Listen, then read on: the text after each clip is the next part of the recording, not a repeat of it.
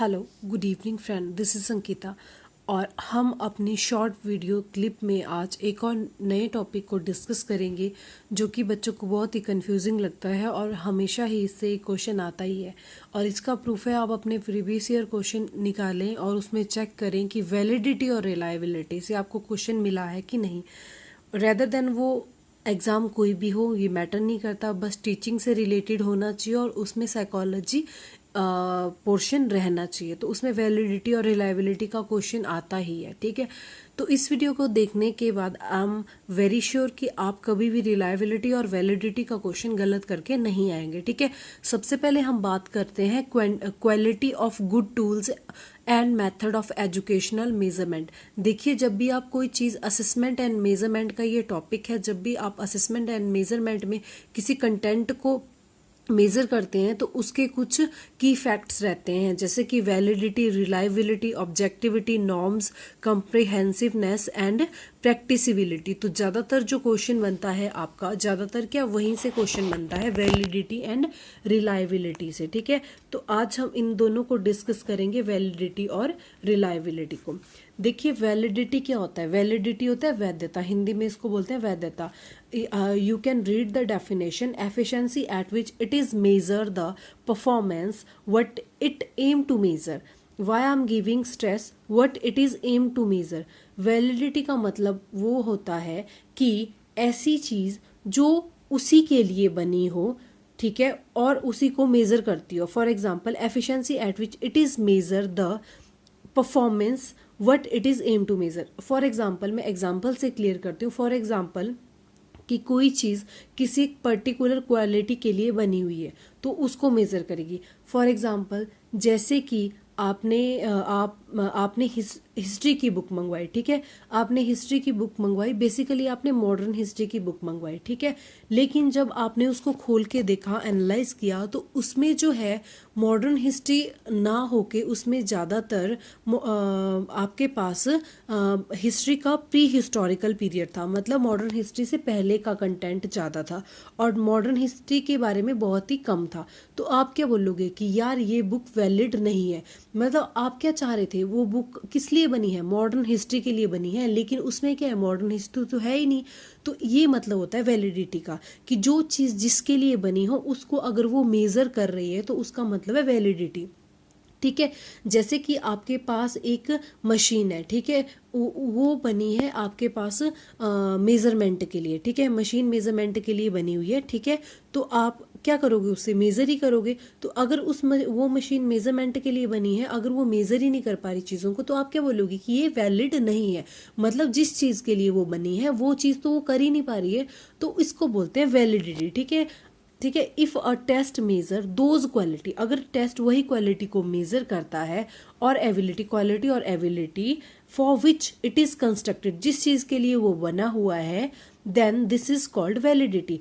ऐसी क्वालिटी जिस चीज़ के लिए कोई चीज़ डिज़ाइन की गई है तो उसको बोलते, और वही चीज़ वो मेज़र करे तो उसको बोलते हैं वैलिडिटी। ठीक है, the degree to which a test measure what it is intended to measure. अब ये क्या है, ये क्वेश्चन पूछा गया, ये लैंग्वेज थी क्वेश्चन की जो वैलिडिटी के ऊपर 2016 सीटेट में पूछा गया था। ठीक है, ये लैंग्वेज थी, the degree to which a test major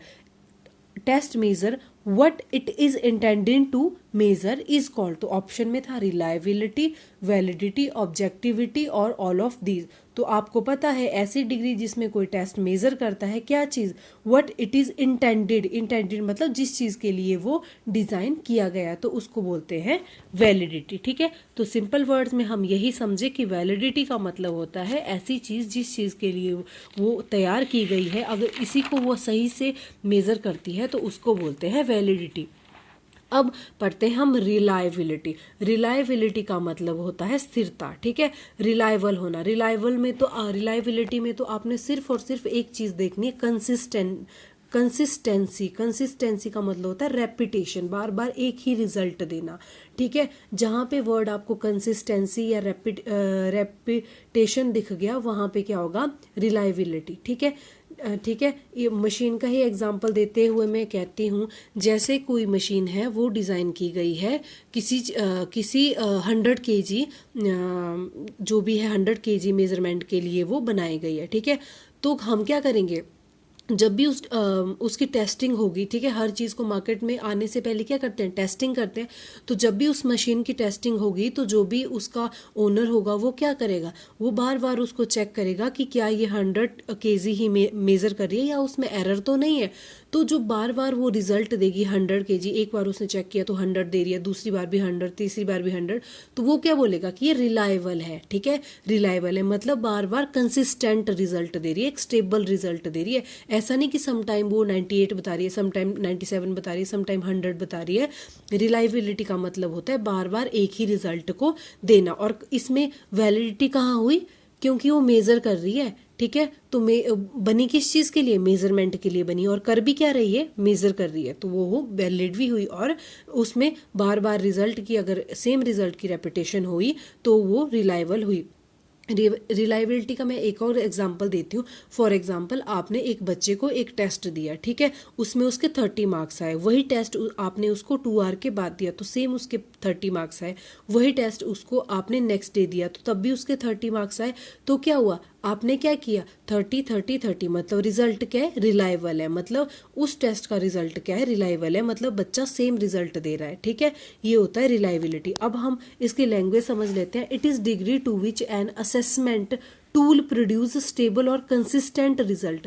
देखिए क्या लिखा है, ऐसी डिग्री जिसमें कोई, जब भी आप किसी को असेस करते हैं, टूल प्रोड्यूस स्टेबल और कंसिस्टेंट रिजल्ट। ठीक है, a measure is a consider reliable if it is would give us a same result. देखो रिलायबल कब होगा, जब हमें वो बार बार सेम रिजल्ट देगा, ओवर एंड ओवर अगेन, बार बार। ठीक है, ये होता है रिलायबिलिटी। ठीक है, तो अब हम पढ़ते हैं प्रीवियस ईयर के एमसीक्यूज रिलायबिलिटी के ऊपर एंड वैलिडिटी के ऊपर। देखिए यहाँ पे एमसीक्यूज है, which of following statement is true, कौन सी स्टेटमेंट सही है। A reliability test is always valid, क्या रिलायबल टेस्ट हमेशा वैलिड होगा। A valid test must be reliable, a valid test may not be reliable, a reliable test is never valid. देखिए इसका answer होगा option number 2, a valid test must be reliable. Valid test को reliable, अगर कोई test valid है तो reliable होगा। अब देखिए मैंने आपको मशीन का एग्जांपल दिया, ठीक है, मशीन बनी थी आपका वेट मेज़र करने के लिए। ठीक है, और कितना वेट मेज़र करने के लिए बनी थी, 100 kg। अब उसका क्राइटेरिया क्या था, एक तो मेज़र करना, लेकिन दूसरा क्राइटेरिया क्या है, 100 kg मेज़र करना। तो क्या करेंगे, 100 kg बार बार देखेंगे कि आ रहा है रिजल्ट कि नहीं आ रहा है। तो क्या हुआ, पहली बात वो बनी मेज़र करने के लिए। तो मेज़र करने के लिए बनी, कब बनी, जब वो बार बार सेम रिजल्ट दे रही है, मतलब एक्यूरेट है, तभी तो उसको मार्केट में उतारा होगा, वो सही रिजल्ट दे रही है।